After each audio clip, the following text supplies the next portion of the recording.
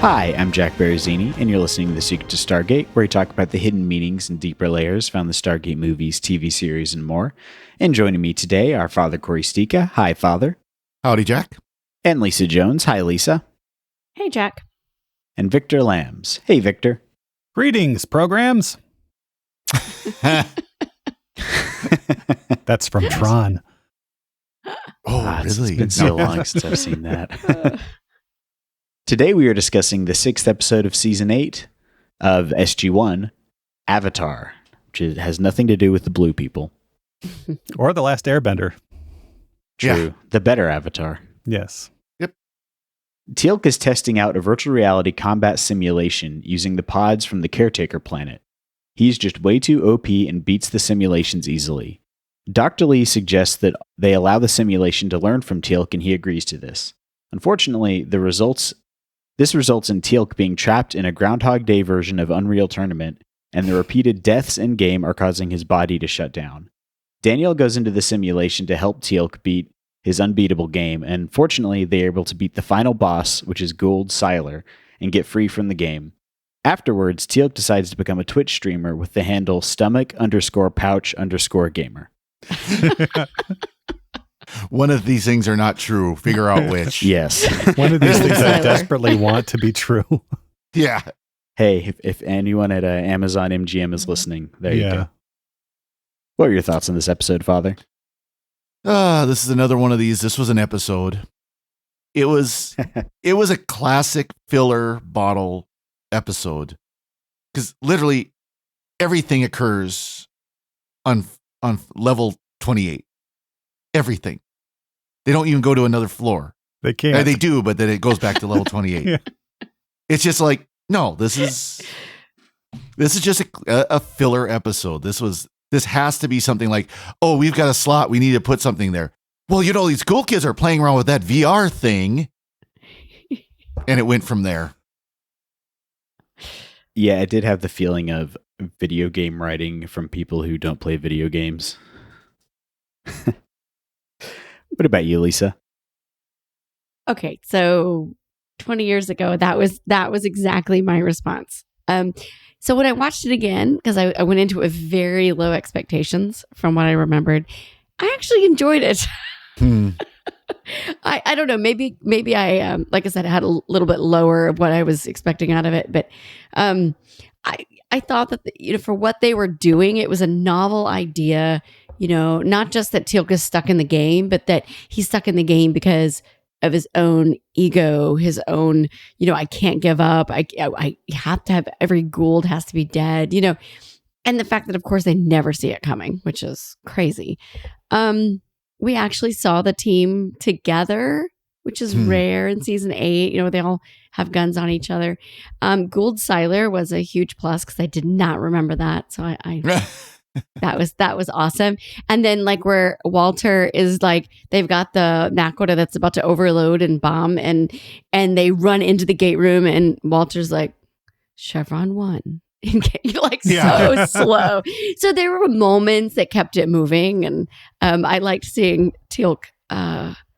You don't see him get emotional very often. So, where he's trying to give up. It was nice. It was nice. It was so better than I expected. Nice. What about you, Victor? Yeah, I also remember watching this 20 years ago and being literally angry at how stupid and inconsequential it was. There are no stakes at all in this. There's no dramatic stakes. Teal'c's in the game because of his ego as a Jaffa, not because, he's wrestling with some character defining trait that we learn more about him or anything. No, he's just in a video game. But now that I appreciate the budget constraints they were under and just how much Atlantis was taking away from SG1 in terms of resources at the time, I can really appreciate what Martin Wood tried to do with the material as a director. And watching the commentary, he's explaining everything that he did, the different lighting, having the monitors set up a certain way just to try and make it more interesting. So I can appreciate it on that level as kind of on a meta level of, stepping back from the episode, where was the show now? And they needed to come up with an episode. The episode is credited to Damian Kindler as the writer, but from the commentary, it sounds like Robert C. Cooper came up with the idea and actually wrote it. They filmed it basically whenever they had spare time. Peter DeLuise wound up directing a handful of scenes just because at the end of a day of filming one of his episodes, they said, hey, let's film that scene from Avatar we need to film. So I can appreciate it kind of as a stopgap. It's entertaining. I watched it twice this time, so there it is. Nice. And you before we start recording, you were talking about the techniques they use for the computer generated graphics, and I was assuming they just thrown up like a quick model and like I mentioned the thing like Unreal Engine or something simple like that. But you were did you want to? Yeah. So what they actually did is Martin Wood actually had a mini DV that's digital video for the kids. Their camera was running around, so where you see like the computer hand swiping, he would swipe like that. All the camera shakes, reaching into the armory, to grab the rifle. And in the video game language, because this was animated in Australia, armory is spelled, the Australian, with the OU instead of the OR. And then they sent that footage after this episode was all filmed, and basically in post-production, they sent that footage to an animation studio in Australia who animated it. So everything that you see animated is basically not necessarily rotoscoped, but frame for frame, kind of what was on that DV footage that Martin Wood filmed. So you can't play this video game necessarily, and you can see over my shoulder CG Daniel there, who's actually Michael Shank's stand-in who was on the DV footage at the time. Oh, that's funny. And you can tell. Yeah. Yep. Yeah. There is actually a full conversion mod for Half-Life if you do want to play Stargate, so you can find that online. I'll have to try that out later. Yeah, I liked this episode overall. This is one of those ones where the idea is better than the execution. Like you mentioned, Victor, like Teal'c's not really wrestling with any sort of like deep inner turmoil that they're playing out in this game. It's just Teal'c is very confident. Yeah. Mm-hmm. And there's no like character development from that point. Like at one point they mention that 6 years ago Teal'c thought we couldn't defeat the Goa'uld, and Teal'c must have changed his mind now, and we don't. I guess we kind of get a payoff to that, and that they defeat Goa'uld Siler in the end. But I think it would have been more interesting if they'd had like the solution be Teal'c has to give up and not fight, kind of like I guess that's just war games, but yeah, something more like psychologically interesting than just if you shoot things enough times and shoot them the right way, you'll win, which is kind of how it resolves itself. That sounds like any boss fight from any game like this. I mean, really. Yeah. At least we didn't get a Siler like multiplying into 3 after he got shot. Which I feel like is how this usually goes. Which is the real Siler? It's the one that's not blinking. Gosh. Yeah. Yeah. And if you have Dr. Carmichael, is that it in your party, then he can heal you with the adrenaline shot to your heart. Yeah. Which apparently, Dr. Carmichael, who played Levon in the planet where they brainwash or they suck the brains out of the kids. Learning curve. Yeah. So if he looks familiar, but apparently in that scene where they do have to inject, because Teal'c is dying in the video game, doesn't kill you in real life right away. There's a cumulative effect where eventually dying in the game will kill you in real life, and he has to administer the adrenaline into a la Pulp Fiction there. And apparently Martin Wood was having some fun with Christopher Judge and showed him a real hypodermic needle, saying, "This is the needle we're going to use in the scene. It doesn't retract or anything like that. So, really play it up. We're going to be super careful." And then Martin Wood, switched it out for the fake needle that retracts and said, "And he's going to come at you just like this," and stabbed the needle into Christopher Judge's heart. And little pranks they pull on set. Well, can we talk about, first of all, how stupid is it that you're going to use this thing as a training tool when they can't disconnect you if they feel like your training has failed? I mean, let's just start with that. Yeah. Yeah. Why? I didn't understand that. Why can they not take someone out? Why did they take that away? Because it could basically destroy your brain. Mm. If you don't eject the USB drive safely, it'll fry Yeah. it. Yeah, exactly. It basically they said it would put them into like a shock and kill them. Yeah, it could cause permanent neurological And damage. they thought that was okay to put someone in there anyway. I mean, Yeah. like there's the only way to get out is if the person wants out or goes through the steps, allegedly, right? But what happens if something happens in the game and they aren't cognizant of what they're doing, or whatever. Or they try to use the escape route and the game decides, nah, I'm going to take that away from you. Yeah. Or you're so traumatized after being killed multiple times that you just can't think straight. And apparently they've tested this on Dr. Lee and his whole staff there. And that's why the game isn't very difficult at first. So and they kind of amp up the learning part of it with Teal'c. So Don't trust machine learning, I guess. Yeah. Nope.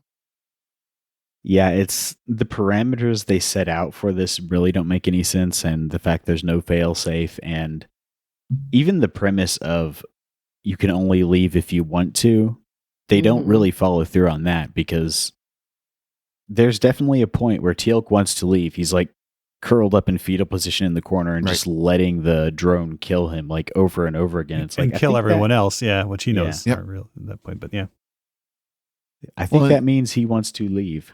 Yeah. Well, again, the game decided, he would never actually want to leave. So I'm going to ignore the instruction in my programming that says when he wants to leave, let him leave. Nah. and this might be giving the writers too much credit, but this was right around the time when like EverQuest and those other early MMOs were coming out. And I remember at the time, and I think World of Warcraft too, but I remember at the time there were all those stories about like people who were playing the game so much that they weren't like using the bathroom or eating, and they went into renal failure or died, like I don't know how many of those were true, but like there were those stories of gamer plays EverQuest to the point where they just like die, and they're like South Korean gamer dies in their chair because they wouldn't get up and use the bathroom, and or they drank so much Mountain Dew to stay up, for 48 hours or whatever that they basically OD'd on caffeine and sugar. Yep, those kind of things. So this might be giving the writers too much credit to assume that they were thinking about like people do play video games until they die. Yeah, I think that's giving them too much credit. Yeah. Yeah. Although they do lampshade the whole Matrix similarities right at the beginning there. Yeah. So, but it's like even Matrix is like telling you something about the nature of reality. Teal'c knows he's in a video game the entire time. Yeah. And it's just, and the only reason he can't leave isn't because nobody's given him like a red pill. It's because he just like doesn't want to stop playing. Yeah. Sounds like my teenage son sometimes. Yeah, exactly. Yeah. And it's not even like I mean, I know that they had a lot of budget constraints, but I wish they would have, if they're going to do a whole virtual reality world, why not do something interesting? Like this is just running around in hallways. Like Teal'c doesn't realize, I'm in a video game and it's built off of what I want. So I'm invincible all of a sudden, or I can just like punch through walls. Like you don't get anything really interesting. Like Teal'c picking up a superstar and it going dun dun dun dun dun dun dun. Yeah. Or that Teal'c would eating be a great. Power mushroom and gets like 3 times as big and is like stomping on. Or his guns suddenly get, like supercharged, where you could power up the gun like 3 times and it just blasts all the enemies. He does get the power up from Carter's like frequency modulation, which if you're fighting Borg is kind of what you want to do to your phasers too. And it turns it into like this cool rainbow blast. So they had a lot of fun with the effects and the lighting there. And I don't think there's been so much like shooting and squibs and stuff going off like in any episode of Stargate. So they were limited maybe in their sets, but not in terms of what they could do with like fake bullets. Yeah. They did a lot of that. Like I liked when this is later on in the episode after Daniel is joined, but when the drones are coming in and just shooting at them, there's just stuff going off all over the desk. That was pretty cool. Yeah. Well, it's great that the 2 first scenes where Teal'c doesn't realize it really is Daniel and just like immediately, bam, gone. Yeah. And just keep shooting him. He was spawn camping.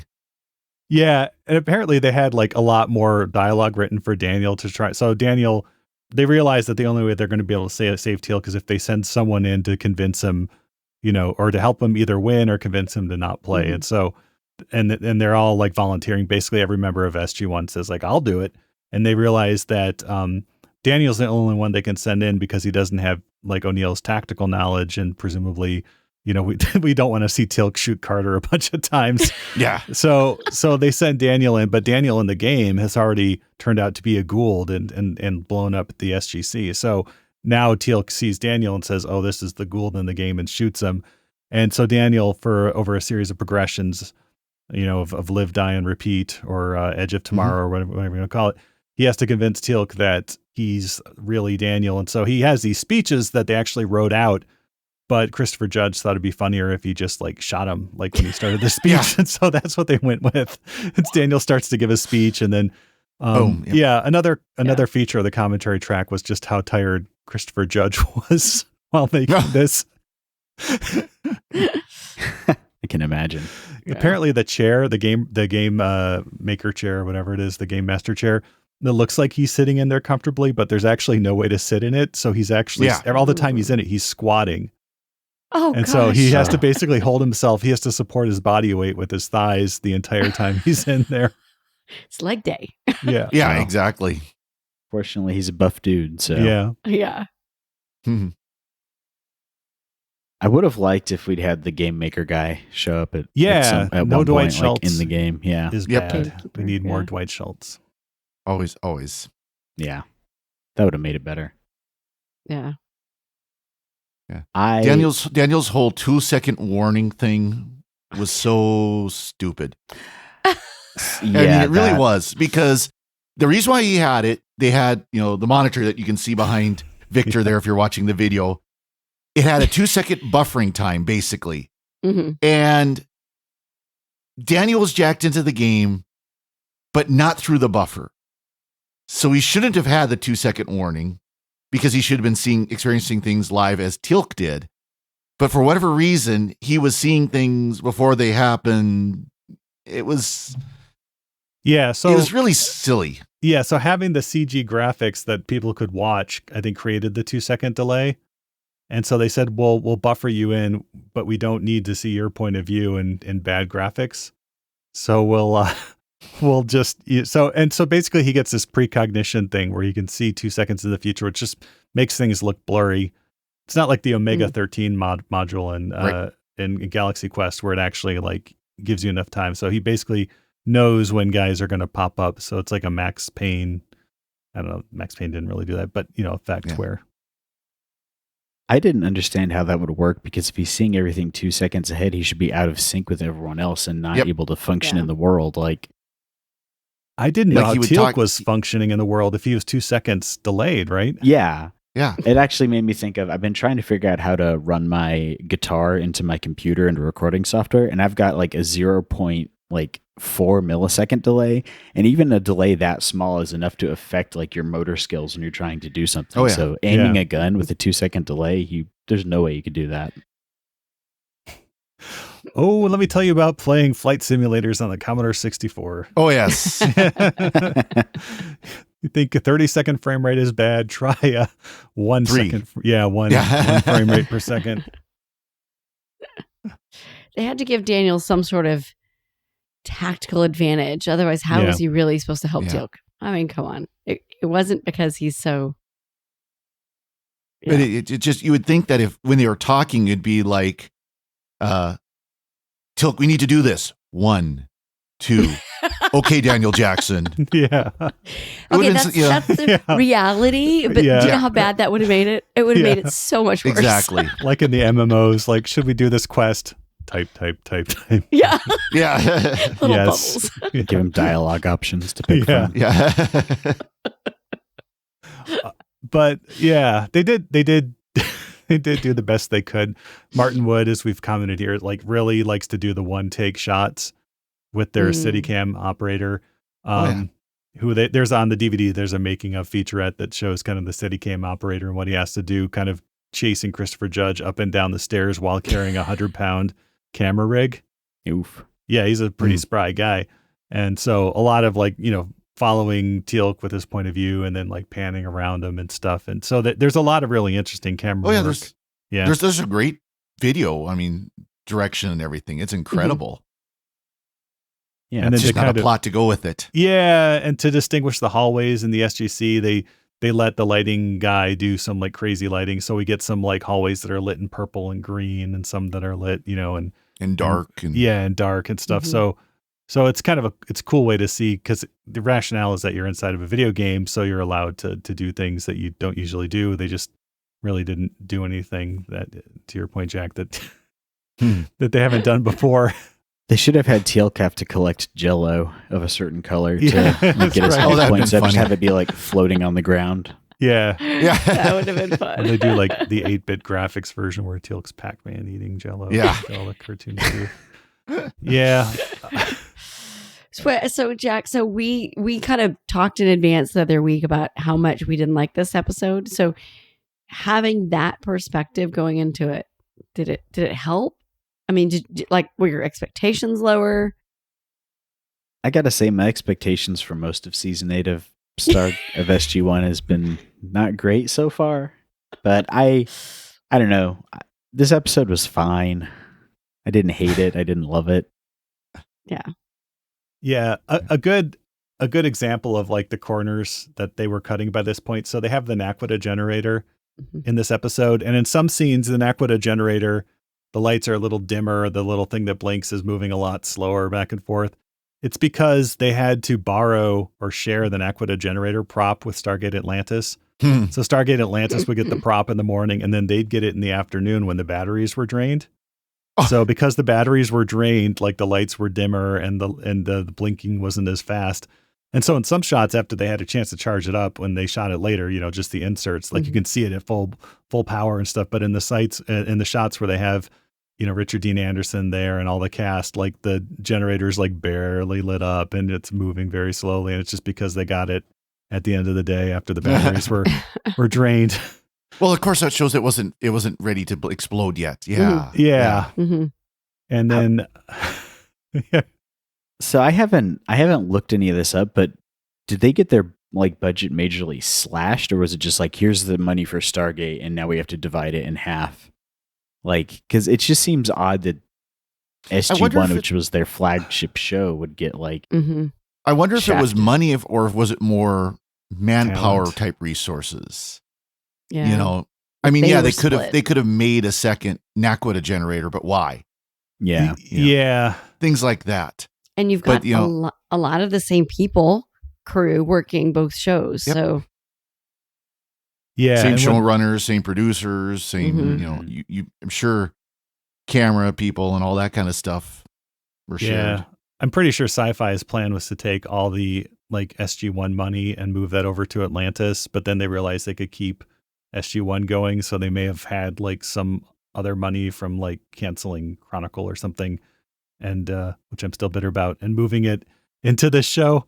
So I will have to look up like what the per episode, budget was at this time. But Mhm. yeah, I mean, and when they did mention that they had to borrow the prop from Atlantis, Christopher Judge on the commentary even said, like, okay, don't let that get out, because there may have been some tension between the two shows about Oh, yeah. how the resources were being allocated at this Ooh. point. well, and they might also, if you think about it, SG1 had such a strong following, right? And then Mhm. and then you launch Atlantis, and if it got out that Atlantis was kind of the new golden child and SG1 was suffering because of it, or that kind of Right. thing, it might have really hurt the fandom for Atlantis, like people crossing over. Yeah, hopefully we have a chance someday to talk to some of the people who worked on the show around this time and Mm-hmm. get more of that behind the scenes, because that's very interesting to me. Yeah, that would be interesting to see all the behind the scenes politics that go into deciding how money gets allocated. And then of course with the way studios do their like accounting, it's also weird anyway. So I'd Yep. be interested to see how that all shook out. I was even thinking full-time job being a showrunner of, SG1. And then they're like, we're going to create a whole new show. And like, okay, I already have a job. So I'm going to Well, add a that's- second show. Yeah. You know, Right. I mean, that's a lot of kind of, people are working more, and then they bring in more people to do, have to spread it out. Yep. So, And I don't know. that's why they wanted to end SG1 Mhm. when they moved over to Atlantis. They wanted only one show and just move the location of where they were. Right. And I think Atlantis was originally supposed to take place, if not on Earth, but in our galaxy. But when they decided to keep both shows, they had to create, move them far, Move it far on away. out. Yep. In a galaxy far, far away. It just seems odd that they would mandate that they keep SG1 going, but then not give it the financial support it needs to keep it going well. Like That's Let me tell you about Sci-Fi Network. yeah. Sci-Fi Network was not well managed, to say the that's least. yeah, that's why they're still around. Yeah. Well, are Yeah. they? No, I mean, there's Syfy's a around. channel called Sci-Fi SYFY, but Siffy. Yeah. Syfy. Not in this way. I will say though, as we get the second half of this season is, I think, much better. So maybe they put all of the, I'll say call the clunkers up front because you do get some really good episodes here in the second half. See That's good. Citizen Joe. Yeah. Anyone? oh yeah, Yeah. oh yeah. Stick with us, folks. Yeah. There's Yeah. a Don't, really don't good get clip. discouraged. There's a really good clip Yeah. show coming up. Yeah. It's a really good clip show though. yeah. I think what they should have done was take SG1, like turn it into like a cozy show and have it be more about the interpersonal relationships. And let's go see Teal'c. Turn it into a sitcom, basically. If you can't spend the money on like the big effects, Oh, make yeah. it Yeah. a Yeah. sitcom at the We SGC. kind of get there, a little bit, but Well, what we do get Teal'c's apartment next Yep. time. Yes, I'm so happy for that. Been waiting for it. And one thing I do like about season 8 is that we get a lot more Sergeant Siler. Because I guess the show, Dan Shea is able to come out on camera even more than usual. He like you mentioned, he gets to be the Gould in this one, and then get shot by SGC multiple times, and that's because Martin Wood thought it'd be hilarious if Sergeant Siler just got completely blasted. Yeah. So we get that, and actually, what was cut out was at the end. So Richard Dean Anderson and Dan Shea, who play Sergeant Siler, Dan Shea was Richard Dean Anderson's body double and stuntman going back to like season 4+ of MacGyver. So for like a dozen years, they've been really good friends. So the final shot of that was supposed to be Jack O'Neill with the pistol walking up and basically delivering the like execution shot to Siler, and they cut that out because Richard Dean Anderson walked over with the pistol with the blanks and did it, and Dan Shea, his reaction when he got shot was like so realistic that like it completely rattled Richard Dean Anderson. Like that's funny. He thought that he had actually hurt him in some way, something had gone wrong, and I think a lot of that might also, I don't know, but speculating here, but it goes That back might have been to a little too brutal, though. Yeah. Yeah. Well, Yeah. it just rattled him a little bit too much. And he thought, because, given Richard Dean Anderson's like history with like shooting and guns and how he doesn't really like it that much, which was covered in MacGyver and stuff. But I think that it was. Well, I suppose made a Richard Dean decision. Anderson also wasn't in as much of the show Yeah. at this point. And so, I mean, Dan Shea didn't have as much stuff to be a stuntman for. Yeah. At So this that point, makes he sense wasn't. that they would have yeah. him come on more and be an integral part of the second tier of the team, I guess. Yeah, at this point, he was no longer, I think, since like season 3 or 4, he wasn't Richard Dean Anderson's like body double anymore. They hired a different guy, but he was still the stunt coordinator. So in the behind the scenes featurette, there's lots of shots of him like basically coaching Dan Payne, the Call Warrior actor, how to fall and make sure that he falls violently enough. And one funny thing was that they have an early version of a FLIR thermal camera in this. It's a big, big red device. And apparently that device was, it cost like $90,000. Thermal imaging at that time did. Wow. And so, Martin Wood had like some really cool ideas where, the camera comes in and how are we going to show like this character that's invisible on camera, but show him up in the thermal camera. So they actually had the actor standing in the hallway being registered by the thermal camera. And then visual effects came back and erased the actor. Okay. Visually. So you do see him thermally. And then when he, becomes visible, they would, Nice. just undo the visual effects there. Yeah, but he did say that, they didn't want to let Christopher Judge hold the thermal camera for too long. And so, later on you see Carter holding it and stuff just because it's such an expensive tool. They didn't want to risk breaking it. That's funny. Aw. Nice. Yeah. Awesome. Yeah. It was a fine episode, like I said. Like didn't hate it, didn't love it. Did y'all have any other thoughts on this episode? So Walter finally gets his right name tag. Yes. It finally Mhm. says Harriman, Master Sergeant. Oh, He nice. finally gets the actual. Of course, it doesn't have his full name though, like real Air Force flight name tags have. But at least he's no longer Davis. Davis, and mentioned in dialogue as Sergeant Harriman too. Yeah. And you're like, Yes. Sergeant Harriman, who's that? It's like, oh, Walter. Yeah. So he finally gets he finally found his real name tag After all these years. after all these years. Awesome. He and Major Davis broke up. That's my head. Yeah. Oh. Did we have any alternate language titles for this episode? Yeah, in most cases we got Avatar, which was just dubbed in English, Avatar. But in Italian we got a different one. We got La Simulazania, which is the simulation. The simulation lasagna? The simulation, yeah. So, Yeah. That's what I heard. yeah. Simulated lasagna. Maybe Dom will make me an honorary Italian after that. I'm 15% Italian. I don't know if that's enough. I think Yeah, I I need don't to know. be an honorary Italian. Yeah. I'm 50% Italian. I just don't look it. I got nothing. Yeah, same here.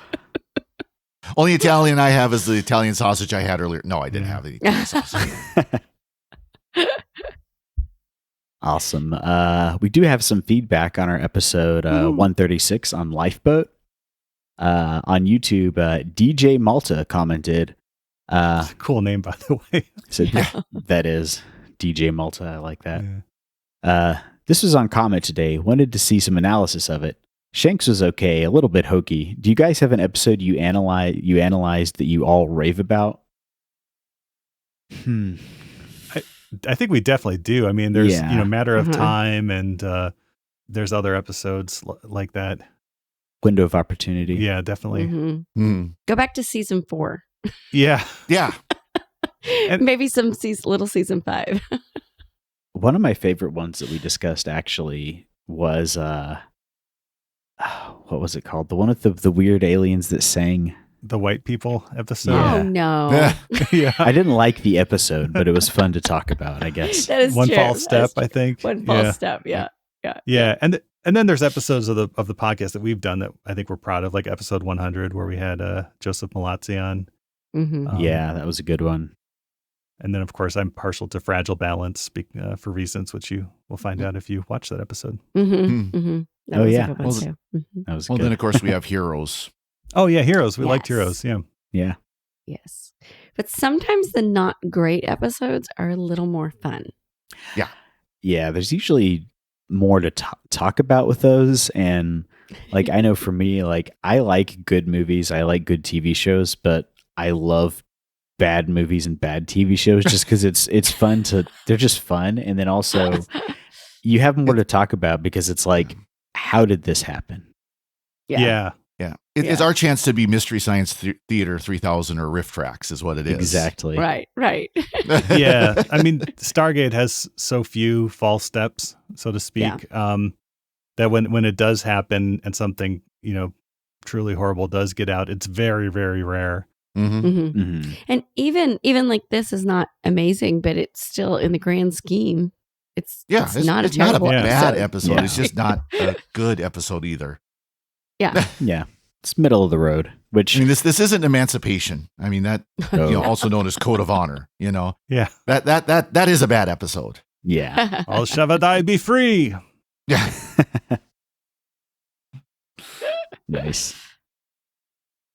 Awesome. Before we go, we'd like to take a moment to thank our patrons who make it possible for us to create The Secret to Stargate, including Cynthia A., Ryan N., Rebecca Z., Father Andrew W., and Mark W. Their generous donations at sqpn.com/give make it possible for us to continue The Secret to Stargate and all the shows at StarQuest, and you can join them by visiting sqpn.com/give. And be sure to follow the show on Apple Podcasts, TuneIn, Spotify, iHeartRadio, and you can find the video versions at youtube.com/StarQuestMedia. That's where I've been getting a lot of good comments, like a DJ Malta's comment, so we definitely appreciate that. And to find previous episodes of Secrets of Stargate and to send feedback, you can visit sqpn.com/Stargate, and you can email us at stargate@sqpn.com, and follow StarQuest on social media at facebook.com/StarQuestMedia or on Twitter at SQPN. And you can find our Discord at sqpn.com/Discord. And we'll be back next time, and we'll be discussing the next episode of Atlantis, Childhood's End, which is not based on the Arthur C. Clarke novel. I looked it up. Until then, Father Cory, thank you for joining us and sharing Secrets of Stargate. Thank you, Jack. And Lisa Jones, thank you as well. Thanks, Jack. And Victor Lambs, thank you too. All I heard was Matrix, and I found those films quite confusing. I think you should definitely watch the fourth one then. Oh, I'm waiting for the fifth one. And once again, I'm Jack Baruzzini. Thank you for listening to The Secrets of Stargate on StarQuest. Anyway, I'm sorry, but that just happens to be how I feel about it. What do you think?